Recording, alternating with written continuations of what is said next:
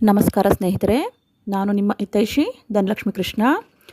ನಿಮಗೆ ಈಗ ಒಂದು ವಿಶೇಷವಾದ ದೀಪಾರಾಧನೆ ಬಗ್ಗೆ ತಿಳಿಸ್ತಾ ಇದ್ದೀನಿ.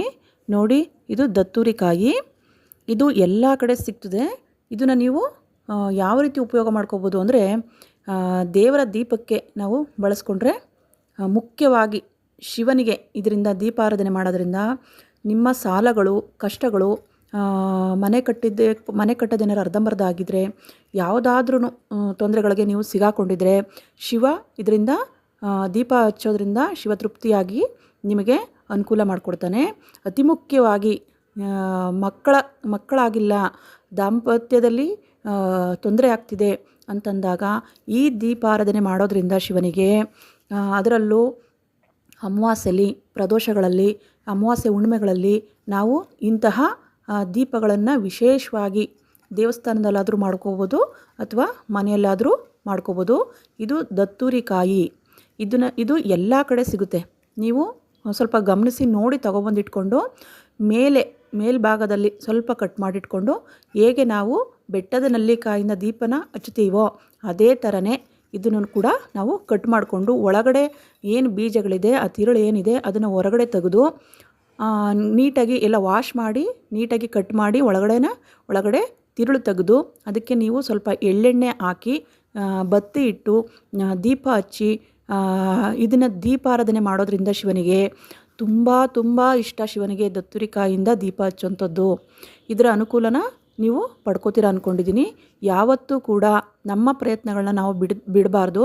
ಕೆಲವೊಂದು ದೀಪಾರಾಧನೆಗಳಿಗೆ ವಿಶೇಷ ಶಕ್ತಿ ಇರ್ತದೆ. ಆ ವಿಶೇಷ ಶಕ್ತಿಗಳು ನಮಗೆ ಬರಬೇಕು ಅಂತಂದರೆ, ಆ ಸ್ಥೈರ್ಯಗಳು ಹೆಣ್ಮಕ್ಳಿಗೆ ಬರಬೇಕು ಅಂದರೆ ದೇವರ ಮುಖಾಂತರನೇ ನಮಗೆ ಶಿವ ಬೇಗ ಒಲಿತಾನೆ. ಆದ್ದರಿಂದ ಇವತ್ತು ಪ್ರದೋಷ ಇದೆ, ಇವತ್ತು ನೀವು ಮಾಡ್ಕೋಬೋದು. 4:30ಯಿಂದ 5:00ವರೆಗೆ ರಾಹುಕಾಲ ಇರುತ್ತೆ. ರಾಹುಕಾಲದಲ್ಲೇ ಈ ದೀಪ ಹಚ್ಚಬೇಕು. ಯಾವುದ್ಯಾವುದೋ ಟೈಮಲ್ಲಿ ಈ ಥರ ದೀಪಗಳನ್ನ ಹಚ್ಚಬಾರ್ದು. ದಯವಿಟ್ಟು ರಾಹುಕಾಲದಲ್ಲೇ ಹಚ್ಕೊಳ್ಳಿ. ಎಂಥ ದೋಷಗಳಿದ್ದರೂ, ನಿಮಗೆ ರಾಹುಕೇತುಗಳ ದೋಷಗಳಿದ್ದರೂ ಕೂಡ ಕಮ್ಮಿ ಆಗುತ್ತೆ. ಈ ಥರ ದತ್ತೂರಿ ಗಿಡದಲ್ಲಿ ನಾವು ದೀಪ ಹಚ್ಚೋದ್ರಿಂದ ತುಂಬ ಸುಲಭವಾಗಿ ನಮ್ಮ ಕಷ್ಟಗಳನ್ನ ಪರಿಹಾರ ಮಾಡ್ಕೋಬೋದು. ದೇವರುಗಳನ್ನ ನಾವು ಮೆಚ್ಚಿಸಿ ನಮ್ಮ ಕಷ್ಟಗಳು ಪರಿಪೂರ್ಣವಾಗಿ ನಾವು ವಿಧಿನ ಬದಲಾಯಿಸೋಕ್ಕಾಗಲ್ಲ, ಆದರೆ ಹಣೆ ಬರಹನ ನಾವು ಬದಲಾಯಿಸ್ಕೋಬೋದು. ಯಾವುದರಿಂದ? ನಾವು ಮಾಡುವ ಪೂಜಾ ವಿಧಾನಗಳಿಂದ ನಾವು ಚೇಂಜ್ ಮಾಡ್ಕೊಬೋದು. ಯಾವ ರೀತಿ ಗೊತ್ತಾ? ನಮಗೆ ಹಣನೇ ಬರಲ್ಲ, ನಮಗೆ ಕಷ್ಟ ಆಗೋದೇ ಇಲ್ಲ, ನಮಗೆ ಮನೆ ಕಟ್ಟೋಕ್ಕೆ ಯೋಗ ಇಲ್ಲ ಅಂದ್ರೂ ಕೂಡ ಕೆಲವೊಂದು ದಾರಿಗಳು ನಮಗೆ ಹಿರಿಕರು ತೋರಿಸ್ಕೊಟ್ಟಿದ್ದಾರೆ. ಅದರಲ್ಲೆಲ್ಲ ವಿಶೇಷವಾಗಿ ಹೆಣ್ಮಕ್ಳಿಗೆ ಒಂದು ಕೈ ಮೇಲ್ಗೈಯೇ ದಾರಿ ತೋರಿಸ್ಕೊಟ್ಟಿದ್ದಾರೆ. ಗಂಡು ಮಕ್ಕಳ ಕೈಲಿ ಎಲ್ಲನೂ ಮಾಡೋದಕ್ಕಾಗಲ್ಲ.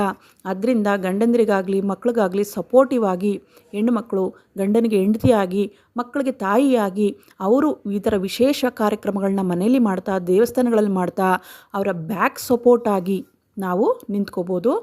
ಅವರನ್ನ ನಾವು ಉದ್ಧಾರ ಮಾಡಿದ್ರೆ ಜೊತೆಲಿ ನಾವು ಉದ್ಧಾರ ಆದಾಗೆ. ಯಾಕೆ ಹೆಣ್ಣು ಮಕ್ಕಳನ್ನ ಮನೆಯ ಬುಡ ಅಂತ ಕರೀತಾರೆ ಅಂದರೆ, ನೋಡಿ, ಇದೇ ಕಾರಣಕ್ಕೆ. ಹೆಣ್ಣು ಮನಸ್ಸು ಮಾಡಿದ್ರೆ ಏನು ಬೇಕಾದ್ರೂ ಸಾಧಿಸ್ಬೋದು. ಆದ್ದರಿಂದ ಈ ಥರ ವಿಶೇಷವಾದ ದೀಪಾರಾಧನೆಗಳು ನಾವು ಮಾಡ್ತಾ ಹೋದಂತೆ, ಒಂದೊಂದು ಟೈಮಲ್ಲಿ ಒಂದೊಂದು ಥರ ದೀಪಗಳನ್ನ ನಾವು ಹಚ್ತಾ ಹೋದಂತೆ, ಒಂದೊಂದು ಕಾಯಿಲೆಗೂ ಒಬ್ಬೊಬ್ಬರು ಡಾಕ್ಟ್ರುಗಳು ಹೇಗಿರ್ತಾರೆ, ಒಂದೊಂದು ಸಂಪತ್ತಿಗೂ ಒಬ್ಬೊಬ್ಬರ ದೇವರುಗಳು ಹೇಗಿರ್ತಾರೆ, ಅದೇ ರೀತಿಯಾಗಿ ನಾನಾ ಥರ ದೀಪಾರಾಧನೆಗಳು ನಮ್ಮ ಹಿರಿಕರು ನಮಗೆ ಹೇಳ್ಕೊಟ್ಟಿದ್ದಾರೆ. ನೋಡಿ, ಈ ಥರ ದತ್ತೂರಿ ಗಿಡದಲ್ಲಿ ನೀವು ಯಾವಾಗ ಸಿಗುತ್ತೋ ಆವಾಗ ನೋಡಿಕೊಂಡು ರಾಹುಕಾಲದಲ್ಲಿ ನೀವು ಇದನ್ನು ಹಚ್ಕೋಬೋದು. ಶಿವನಿಗೆ ಬಹಳ ಪ್ರಿಯವಾದ ದೀಪಾರಾಧನೆ ಇದು. ನೀವು ಇದನ್ನು ಕೆಳಗಡೆ 2 ಮಣ್ಣಿನ ದೀಪ ಇಟ್ಕೊಂಡು, ಅದಕ್ಕೆ ಅರಿಶಿನ ಕುಂಕುಮ ಸ್ವಲ್ಪ ಹೂವು ಇಟ್ಟು, ಅದ್ರ ಮೇಲೆ ಇದೆಲ್ಲ ದತ್ತೂರಿ ದೀಪನ ರೆಡಿ ಮಾಡಿಟ್ಕೊಂಡು ನೀವು ಈ ರೀತಿಲೂ ನೀವು ಹಚ್ಕೋಬೋದು. ಅಥವಾ ಡೈರೆಕ್ಟಾಗಿ ಮಣ್ಣನ್ನು ಕಲಸಿ ಉಂಡೆ ಮಾಡಿ ಅದ್ರ ಮೇಲೆ ಸ್ವಲ್ಪ ಅಕ್ಕಿ ಹಾಕಿ ಇದನ್ನು ಅದ್ರ ಮೇಲೆ ಚುಚ್ಚಿ ಅದ್ರ ಮೇಲೆ ಇಟ್ಟು ಅಲ್ಲಾಡಬಾರ್ದು, ಅದಕ್ಕೋಸ್ಕರ ಅದನ್ನೆಲ್ಲ ರೆಡಿ ಮಾಡೋದು. ಆ ರೀತಿಯಾಗಿ ದತ್ತೂರಿ ಗಿಡಕ್ಕೆ ಮಾತ್ರ ಮಣ್ಣನ್ನು ಕಲಸಿಡೋಂಥದ್ದು, ಬೇರೆ ದೀಪಗಳಿಗೆ ಮಣ್ಣನ್ನು ಕಲಸಿಡಬೇಡಿ. ಈ ಥರ ದೀಪಗಳು ಅಲ್ಲಾಡ್ದಂಗೆ ನಾವು ಈ ರೀತಿ ಮಾಡಿಟ್ಕೋಬೋದು. ನೀವು ಮಣ್ಣನ್ನು ಕಲಸಿ ಉಂಡೆ ಮಾಡಿ ಅದ್ರ ಮೇಲೆ ಸ್ವಲ್ಪ ಅಕ್ಕಿ ಹಾಕಿ ಅದ್ರ ಮೇಲೆ ಈ ದೀಪ ಇಡಿ. ಆಗ ದೀಪ ಅಲ್ಲಾಡಲ್ಲ ಅನ್ನೋಕ್ಕೋಸ್ಕರ ಈ ಪ್ರೊಸೀಜರ್ ಮಾಡಿರೋಂಥದ್ದು. ದಯವಿಟ್ಟು ಎಲ್ಲರೂ ಅನುಕೂಲಗಳನ್ನ ಪಡ್ಕೋತೀರಾ, ದೀಪಾರಾಧನೆಗಳನ್ನ ಮಾಡ್ಕೋತೀರಾ ಅಂದ್ಕೊಂಡಿದ್ದೀರಾ. ಇವತ್ತು ಪ್ರದೋಷ ಇದೆ, ಸಂಜೆ 4:30ರಿಂದ 5:00ವರೆಗೆ ರಾಹುಕಾಲ ಇದೆ. ಆ ರಾಹುಕಾಲದಲ್ಲೇ ಹಚ್ಚಿ ನಿಮ್ಮ ಸಮಸ್ಯೆಗಳೆಲ್ಲ ನಿವಾರಣೆ ಮಾಡ್ಕೊಳ್ಳಿ. ಆದಷ್ಟು ಬೇಗ ಎಲ್ಲರಿಗೂ ಒಳ್ಳೆಯದಾಗಲಿ ಅಂತ ನಾನು ಕೂಡ ಬಯಸ್ತಾ ಇದ್ದೀನಿ. ನಾನು ಕೂಡ ಇವತ್ತು ಸಂಜೆ ಇದನ್ನು ರೆಡಿ ಮಾಡ್ಕೊಳ್ಳೋಕ್ಕೆ ತರಿಸಿಟ್ಕೊಂಡಿದ್ದೀನಿ. ಎಲ್ಲರಿಗೂ ಒಳ್ಳೆಯದಾಗಲಿ. ನನಗೆ ಲೈಕ್ ಕೊಡೋದನ್ನ ಮರಿಬೇಡಿ.